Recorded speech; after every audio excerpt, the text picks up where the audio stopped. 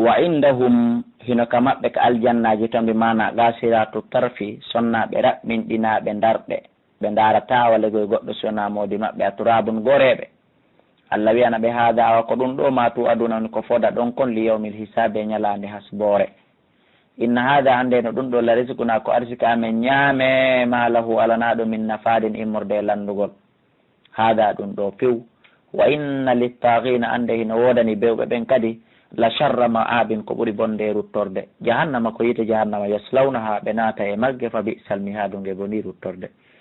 hada nge yite ɗo fali yaduquhu yoɓe dekkunge hamimon ko nge wulnge wa gassaɓun ko nge ƴiƴƴiƴiri kadi. wa akharu e lette gono toon kadi min shaklihi wo itayɗe waɗeɗo azwajun kono ɗen ɗon ko nuneji goho. hada ɓe Allah subhanahu wa taala dalana ɓe ka nder yite toon hada ngu konu ɗo o haalana adiɓe natude ɓen.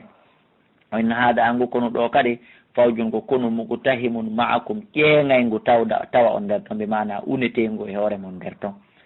ɓe inna la marhaba mbihim ɓen wonɓe ka nder yite toon ɓe inna he awa tooli alanaɓe nani yoɓe wono toon innahum no kamɓe salunnaari ko ɓe sunnirteɓe yite ngel. qaalu wonaɓe bugeede ɓen jaabo bals koni antum ko onon ɓe min woni tawde toon ɓe la marhaba mbikum woni tooli alana o. antum ko onon qaddamtumuhu lana ardinani on ɗe lette onon ɓen wonɓe nder toon ko onon yeddi puusi min ha min yeddi fa bisal qararu Allah daali jahannama bonni ruttorde. qaalu ɓenno rabbana joomi amen man qaddama lana hada kala ardinanɗo men ɗe lette ɗo ɓe mana kala waɗɗo saabu ha min yeddi fa zidu ɓeydanmo adaba lette difan cowalle finnaari e nder yiite nge. wa qaalu ɓe innama lana alanamen ko honɗum waɗi lanaramen yiyata. wa qaalu ɓe inna malana ko honɗum waɗi men lanaramen ala yi'ude rijalan worɓe kunnaɓe men laatino ko aduna na udduhum meɗen kontaɓe min al ashrari ko jeeyaɓe jasuɓe ɓe considiraka ko fiyo ɗum no waɗi men ala yiide ɓen ka nder yiite ga. anda ɓen ko tedduɓe jungo Allah ɓen hino ka nder aljannaji. ɓe inna attakadnahum hari men jogi tigi ɓe sehriyan jaleteɓe hayfine jasine ka aduna am zagat anhumul absar ka guiti ɗen wirni e maɓɓe tun hara hiɓe nder ga ɓe ala nder ton ɓenno ka aljannaji hino nemine. Allah daali ay ko yimɓe yiite ɓen yennidirta ɗo e ko ɓe sabotodirta e ko ɓe landoto fi yimɓe aljanna e ko yimɓe aljanna landoto fi maɓɓe. inna dhalika anduɗulla haqqun ko gonga tahasumu yeddodira e few yennidira e ahalinnari yimɓe yiite nde. oluyu innama ana anduno min momdirun komi wajotoɗo wa ma min ilahin ala e reweteɗo illallah sowna Allah alwahidul qahhar goto foluɗo o.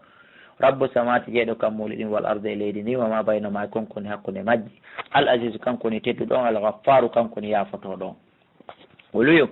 huwa nde qur'anare ɗo naba on kone habaru azimun mawnude antum onon noon anhu e ga e nde qur'anare mo ode duna hiɗon ɗurnade e onon on anda hunde marde valeur.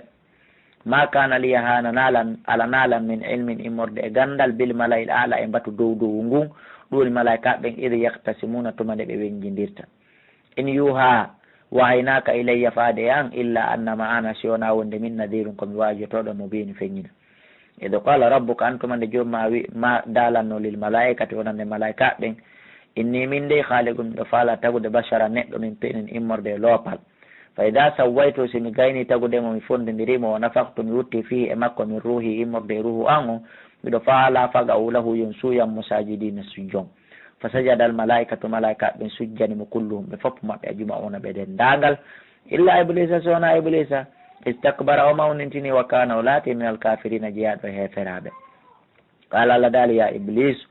ma manaka ko honnu haɗuma an tasjuda nde sujjana lima halaqtu on momi tagiri bi yadaya juuɗe an ɗen sabu dendanangal piiji ɗin Allah ko daalata ko kun fayakunu sowona piiji ɗiɗi ɗin ɗon Allah teɗoto ɗum ko juuɗe makko ɗe woni ko moƴƴiniri ɗi ko juuɗe makko ɗe woni ko tagiri ɗum ɗon no jeeya e muɗum baba meɗen adama alayhi salatu wassalam kon ɗum haɗuma a sujjande on momi moƴƴiniri juuɗe an ɗen. astakbarta e a mawnintini am kunta ka laati min al alina jeeyaɗo e townitiɓe ko ɗi ɗiɗi kala o hawtidiri ɗon ɗi fof o waɗi. qala wi Allah ko haɗi mi sujjana o ana ko min khayru minhu ɓuuri mo moƴƴude. awa kala wiɗo ana man qala ana falaysa huwa si goɗɗo wi'i min haray kanko e Allah ɓe haaɓi ila ɗon ko min ɓuuri o moƴƴude ko ɗum haɗi mi sujjanamo. Allah daali ko honno woni ko an ɓuuri mo moƴƴude halaqtani ko ɓay a tagila min naarin immorde yiite o halaqata a tagimo min tinin immorde loopal yiite sunna e loopal ko ɗum waɗi. qala Allah daali awa haari mi andali hiɗa ɓuuri lan andude piiji ɗi mi tagi ɗin joni fakhruju yaltu minha iwaka aljanna ga fa innaka rajimun ko araɗa ɗo woɗɗintita e yurmede ande. wa inna alayka anduno fayma la'anati kuddi andin ila yawmiddin ha nyalande joddi kuuɗe. ɓaala wi a joni ɓanon Allah da andi mi rewima boyi ɓaale a wi a toñata yoɓan joddi andi Allah daali ko honɗum ɓuranma komi yoɓayma no labano inna mi torikema Allah waɗanan joddi ndi yaafuyeya yaafola Allah yaafotonomo kono wi min joddi andin Allah ko ɓuranin mi rabbi joomi fa anzirni ko ya nettina nan ila yawmi yubatuna ha ñalande immital harami ma yaali anda no hayso goɗɗo wuri ɗo ha ñandem ummital o maayi o naati yiite leere goto pettare ko wuruno aduna kon no faalimo o miiji ɗo ko wonde hara kanko o maayal furay qala Allah jaabimo fa innaka amminal munzarina ko a jeeyaɗo e nettinanaɓe kono na ka wiɗa ɗon ndey ila yawmil waqtil ma'lum ko ha ñalande waggintinande andande bi mana ñande yawma intahal alam ñande tagore nde lannata ko ha nde ñande wurata. qala wi awa Allah fa bi izzatika min kadi mi wondiri teddungal magal law huyannahum mi bewinayi ɓe ajmaina ɓe dendangal illa ibadaka sona jiyaɓe maɗa minhum immorde maɓɓe almukhlasina laɓɓinaɓe ma dewal ngal poy ko ɓen ɗon tu woni mi wawoyta yo Allah subahana wa taala waɗe en jiyaɓe makko ɓe laɓɓinɗinan ɓe mo dewal ngal ɓay jaka en andi ko ɓen ɗon tun woni ko dadata e junngo iblisa la'anatullahi alayh. on say Allah daali a gayni wolude iblisa wi mi gayni qala Allah daali ka Allah kadi daali fal haqqu mi wondiri gonga kan andi oɗa ko teddungal Allah ngal wondiri kanko Allah kadi mo wondirde gonga kan o inni mi wondiri gonga kan wal haqqu ko gonga a ɓuulu mi on ma yewtude mi wondiri gonga ko gonga mi on ma yewtude ɗo jento nani min kadi la amla anna jahannama mi hebbina yiite jahannama min ka immorde maɗa wa man tabi akay kala jokkuɗoma min hum e maɓɓe kamɓe ɓiɓɓe adama ɓen ajmaina on dendangal. ɓolwiyo ma asalukum min mi landaki on alayhi e komin on wajade comme min ajirin immorde joddi wama ana min noon kadi mi naali minal mutakallifina komi jeyaɗo e fawtiɓe on mi mana kono reena on ayna on kala ko yaroton minal mutakallifina komi jeyaɓe e fawtaɓe fimoɗon na mi fawtiɓe on ndey na mi fawtiɓe on komi wajotoɗon ɓangina en huwa nde qur'anare wonaali illa diknu sona ko nde waaji lil alamina wona nde tagore nden kala jaɓuɗo noon so jaɓali gomɗinde qur'an on jaɓali hoolade qur'an wala ta'lamunna wallahi on andoyayna ba'ahu habar qur'an on firo qur'an on garan yagal qur'an ngal on andoyay ɗum ba'da hinin ɓaawo lajal kono son wattalili ko haray laawike ɓe mana ba'dal mawti ko ɓaawo mayde nden ko on say andoy toon ko iman on woni gonga kono ko ɓaawo on maayi hara gandal ko andoy toon ɗon ko wonari hino nafa o yo Allah dande suratu zumar makkiyatun bisimillahi rahmani rahim wol wi'irama zumar saabu dente he julɓe ko yewta kon e nder maggol e dente heferaɓe ko yewta kon e nder maggol tanzilul kitabe jippagol nde deftere min allahi ko immorde ko Allah al azizi on tedduɗo al hakimi ñeñuɗo e ñawre makko nde inna mene anzalnamin jippini ilayka faade maɗa alkitaba nde deftere bil haqqi saabi gonga ya cheikhu ya muhammad fa'budillaha rew Allah mukhlisan lahu laɓɓinanamo addina dina kan ala faame lillahi ko Allah waɗani addinul khalisu dina laaɓuka kan walladina ɓe ittakasu jogitiɓe min duni ko hewta Allah awliya a weldiɓɓe ɓe sa landike ɓe ko ɓe woni rewirde ɗin ɓe inna mana abudu menen men ala rewirde ɗi illa li yuqarribuna sona jikkeɗi ɓattin men ilallahi ka Allah menen men kadi meɗen andi ko Allah tagata ko Allah warata ko fi jikkeɗi ɓattin men ka Allah zulfa ɓattal Allah daali inna Allah ɗon Allah yaha komo ñawoya baynama hakkude maɓɓe fima hum fi konko ɓe woni muɗum fi muɗum yahtalifuna ɓe lutodira inna Allah ɗon Allah la yahdi o fewnata man huwa kadibun kala on tawɗo ko fenowo kaffarun yeddo law arada Allah si Allah no faalano an yettahida waladan nde o jogitoto ɓiɗɗo tastafa o suɓantono hoore makko mimma yahulugo e nder ɓen ɓe o tagi ɓurɓe kelɗude ɓen ma chaw ɓe o yiɗi suɓade kono haaju Allah laayi ɗum subhanahu laaɓal wodani Allah huwa Allah kanko ni Allah alwahidul qahharu goto foluɗo yo Allah yettuka polgal makko o folina en hoore ɓe ayɓe men halakat samawati kanko ni Allah taguɗo kammuli ɗin wal arda e leydi nden bil haqqi saabi gonga yo kawwiru layla himo tagga jemma on himo naada jemma on ala nahari e hoore ñallal ngal oyo kawwiru nahara himo montira ñallal ngal himo naada ñallal ngal himo tagga ñallal ngal ala layla e dow jemma on ɗi tafsir ji ɗo fof no selli wa sakhara shamsa o ɗeltina ngin wal qamara e lewru ndun kullum ɗiɗo fop yajiri hiɗi ɗo ɓuri li ajalin ha ila jal musamman wi'angal ñande goo weetay nange fuɗata ñande goo niɓɓay lewru yaltata hara lajal ka happa ɗon hewti yo Allah taw hara ko en yaafaɓe nden ñande musidɓe julɓe ala faame huwal aziz ko ɗo Allah joni tedduɗo al ghaffaru yaafatoɗo o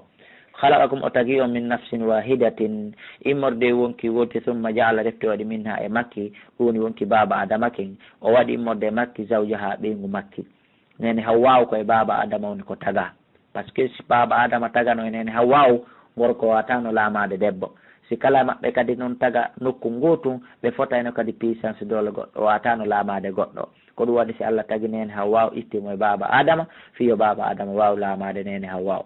wa anzallakum o jippinani on minal ami immonde nemuraɗɗin samaniyata azwaji noneji jeetati ka baali ɗiɗi ka beyi ɗiɗi ka nayi ɗiɗi ka ngeloɗi ɗiɗi yahulugukum himo taga on onon kadi fi butuni ummahatikum ka nder deedi yumma ma on halqan tagu min mbaadi halqini ɓaawo tagu fi zulumatin salata e nder niɓe tati niwre renga on ka bobon woni ɗon mbimana sakun ka bobon tumbi ɗon e niwre tetekol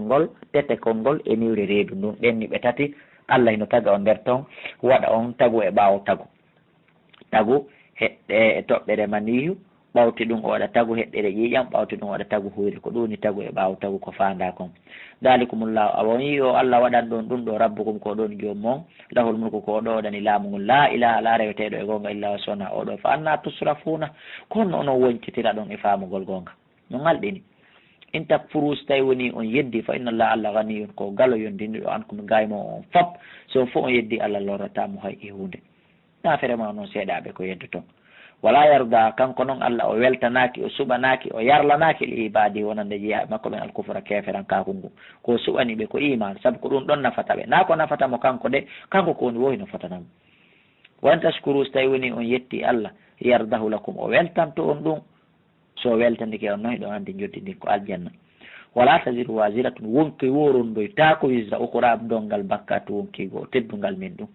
summa ila rabbikum refti ko faade ka jomum marji'ukum woni ruttorde mon nden fa yunabbi'ukum o humpita on bima kuntum saabu konko laatini on ta'amaluna hiɗon golla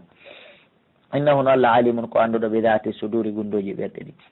wa idha masal insana si memi neɗɗo o durru lora da'a rabbahu o nodda jomum makko muniban ilay o tuuba o rutto ka makko summa idha khawwalahu refti si kanko Allah o wayliti on nema o lorra o sansi on ɗo lorra ni'matan o watti nema minhu immorde ka makko nasayya noon o neɗɗo hino yejjita ma kana konko o laati yadu ilayhi mo noddayno faade e mum nanen ɗum woni o yejjita Allah few min qabilu ko adi wa ja'ala lillahi o waɗana Allah hande kadi andade no sanamuji reweteɗi li yudilla an sabilihi fiyo majjin e gaye lawol Allah ngo ɓoliyo tamatta adaka mi torbi kufri ka saabu keferan kako maɗa ngon qalilan seeɗa innaka amin asabi naari ko a jeeyaɗo yimɓe yiite bimana ɗum ɗo kala yedduɗo woni ko Allah subhanahu wa ta'ala woni ko faandi ɗo woni ko Allah fewtini yewtere amman huwa e hara ko on mo tawata kañum bimana nelaɗo e kala gomɗinɗo ɓaani tun ko yankinaniɗo Allah ana Allah eli tumbere jemma sajidan a tawa himo juulana Allah himo sujjana Allah wa qaiman himo daro himo juulana Allah yahdaru himo reeni himo huli al akhirata lahara on wa yarju himo tijji rahmata rabbi yurmede joni makko nden ko wata o waalowo yeddude e waalowo o ɗanade ko wata ɗum ɓe wona hino wona gotum ko Allah ɓol wiw seedeɓe fotata hay yastawi alladina taw si hino fota ɓen yalamuna anduɓe wallabiɓe eɓen la yalamuna ɓe anda anduɓe ɓen eɓe anda ɓen ɓe fotata ko Allah subahana wa taala si ɓe foti e junngo mo on onno yimɓe ɓen innama yatadakkaru saabu andu ko wajitoto ko neeɓi o ulul albabi ko jomiraɓe haqqillaji ɓen enen tigi ɗen wi ko andu ko nanowo porto français andi ko porto ñaaɗi wimana kadi ko jannguɗo o andi no letti hulɓinori e hula ko noon o andiri kadi aljanna nodiri e nema o ɓatto ɓoluwi ya ibadi alladina kono jeeyaɓen amanu gomɗimɓe ittaqu rabbakum hule joomi mon de moƴƴa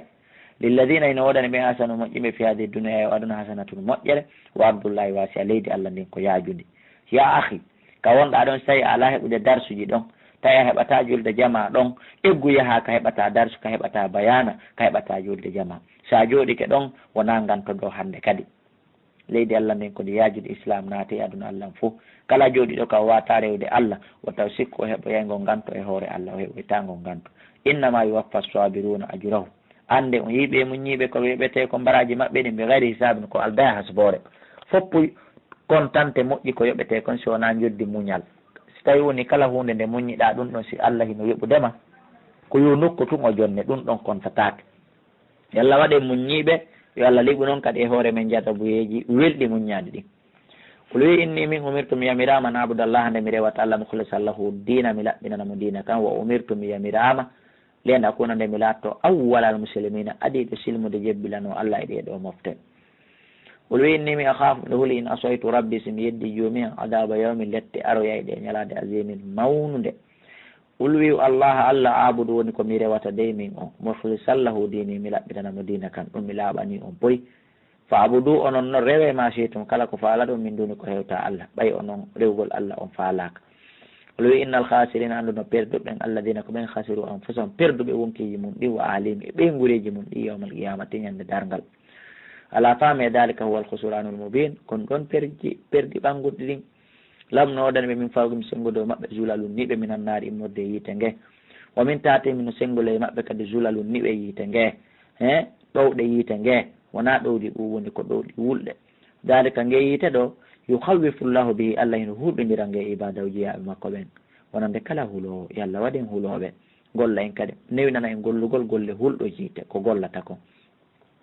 o ya ibade kono jiyaɓe en fattakuni hulela walladina ɓe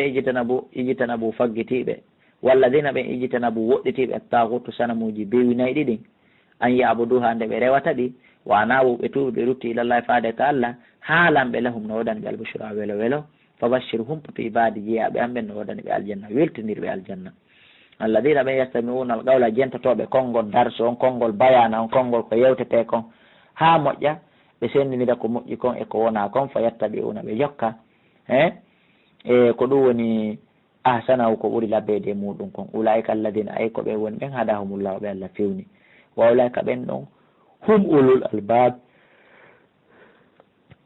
ko ɓe woni jomiraɓe haqqillaji ɓen afaman haqqa e ko on mo tabiti alayhi hoore mum kalimatul adabi konngol lettengol wonde o naata yiite wa'ata wa on mo konngol yurmedengol kadi tabiti hoore mum wonde o naata e aljanna o ɓeydi ɗo fotata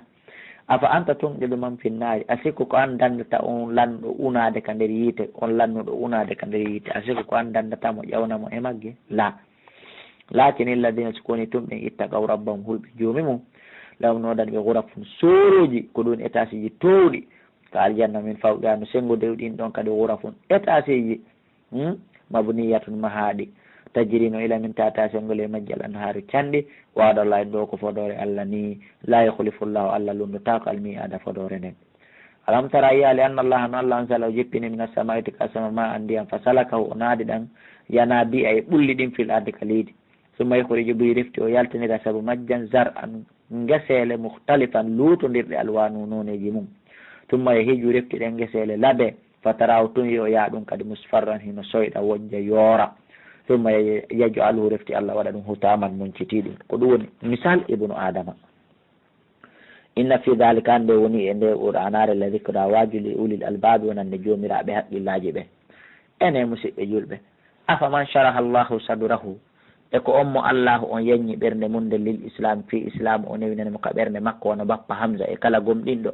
fowatawa kanko ala nurin himo e dow annora mi rabbi immorde ka jomi makko watawa on mo allah faɗini ɓernde munden fi dina wono aba jahali la faylun bone wodani lil gasiyati kulubum ɓeɓe ɓerde muɗum yoori ɓe yurmetake goɗɗo ɓe hulata allah ɓeɓe ɓerɗo mum yoori min dicrillah immorde e jantagol inde allah tawi kamɓe ɓe jantotako inde allah fa waylun lahum bone wodaniɓe yaahid ulaika ɓeɗo fi dalalim ɗoni e nder majjire mubin feeñude allahu ko allah nazzalan ko jippin ahsanul hadith ko ɓuuri laɓede e yewtere nden ɗum woni qur'an kitaban kone deftere mutashabihan nandude ayi e yo aya ɗo e o ayaɗa no nandi masaniya ɗimmutude ɗum woni fatiha ko tawi nde jippikeɗa nde jippikeɗa tagu sha'irru hino ñoro min hu saabu janggegol qur'an kala ka hewta ayeje lette e ayeje kamba ɓalli maɓɓe ɗin hulay ha ñoro juludulladina guri ɓen yakshawna rabbahum hulay ɓe joomi mum saabu ko ɓe nani kon ayeje kamba hino jangge tun summata linu refti ɗi hoya kadi fonto newo jalba juludum guri maɓɓe ɗin saabu ko ɓe nani kadi ayeje yewtade fi aljanna hino yewta donc ko ɗum ɗo wi'indema sani ɗimmutunde so nde yewti fi ɗum ɗa nde yewta fi ɗum ɗa woɓɓe goo wi ɗum wa gulubum ɓerɗe maɓɓe ɗen ila dicrillah hino e faade e jantagol inde allah tun dalika ɗum ɗo hudallahi won peewal allah ngal yaade bi Allah hino fewnira ngal man sha mo yiɗi fewnude waman yudlilillahu kala on mo Allah majjini ya akhi o maalo heɓantake mo min haaɗin immorde fewnowo afaman yattaqi e kon hulɗo rentini e kon hulɗo rentini pottini bi waji yeeso makko ngon suu al adabe e lette bonɗe ɗe yawmal qiyamati ñande dargal wa tawa on mo yeeso mum uni e nder majje ɓe ɗiɗo wonali hunde wotere ɓe wonali nanduɓe o qila wiyane lil zalimin onande toñoɓɓen duuku dekke ma kuntum konko laatino ɗon noon ko adna taxibuna e ɗon faggito kaddaba alladina fenniɓe min qablim adetiɓe ɓe fa atahum arnoɓe al adabu lette ɗen min haythu la yashuruna nokka ɓe andira kaɓe miijora lette ɗen ardi ɓeɗo kadi si accal ɓe arday kaɓe miijora fa adagahumullahu Allah meɗini ɓe alkhizya hoyene nden fil hayati duniya ko gurnan aduna wala adabul akhira le wallahi ko lette ko maraniɓe kon kala har akbar ɓuuri mawnude law kano sinno ɓe laatino yalamuna hiɓe andi kono ɓe anda wala gadu darabuna gomɗi men piyani linnasi onande yimɓe ɓen fiyadal qur'an e nder nde qur'anare men waɗaniɓe misaluji ɗin min kulli masal immorde kala misal sa allah no kasa kamɓe tadakkaruna ɓe wajitoto inchallahu en wajitoto qur'ana nde ɗo qur'anare ko nde janggetende arabiyan e haala arabe qur'an wona jangetende e haala maninka ma haala chinois ma haala français ma anglais ma pulaar qur'an nassu mayren ko ya janngude ka haala arabe fira noon hande kadi kala haala ka wawɗa ko wana noon siko windugol nde ko ya windude ka nassu arabe tafsir mayren o winda e kala ko falɗa ko en wattu yiili ɗum enen yaltinɓe gande gese kese ka maninka ma gande kese ka pulaar ko en wattu yiili ɗum raadu molnadu haray mi wasiki on ɗum wotta on waylu qur'anare nden ka jangi wotta on waylude ka windugol gayra di iwajin ko qur'anare nde andanɗa hoorema nde mara ko wiyete kon oñaare wo kala ko nder ton kon koko feewi yeɗɗi ken ɗaɓɓa la allah no gasa kamɓe yetta gona ɓe huulay allah daraballahu allah subahana taala on waɗi masalan misal rajulan gorko fiihi hara hino e nder makko